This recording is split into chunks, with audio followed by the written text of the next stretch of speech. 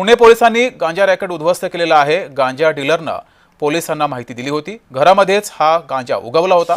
जवळपास 4 कोटी रुपयांचा गांजा जप्त केलाय। पिंपरी चिंचवड भागातील ही घटना आहे। अधिक माहिती घेऊया, आपले प्रतिनिधी रोहन कदम आपल्या सोबत जोडलेत। रोहन, जगदीश, खरं तर मागील काही दिवसांपासून सातत्याने जे आहे ते ड्रग्स असेल किंवा गांजा असेल या सगळ्या घडामोडी ज्या आहेत त्या पुणे आणि परिसरामध्ये घडत होत्या आणि त्या पार्श्वभूमीची सगळ्यात मोठी माहिती आहे। पुणे पोलिसांनी काल एका गांजाच्या डीलरची तपासणी केली असता त्याच्याकडून काही माहिती मिळाली आणि त्या माहितीच्या अनुषंगाने पुणे पोलीस जे आहे ते पिंपरी चिंचवड भागातील एका घरामध्ये पोहोचले आणि त्यानंतर समजलं की अक्षरशः घरामध्येच एका माणसाने जे आहे तो गांजा उगवलेला होता।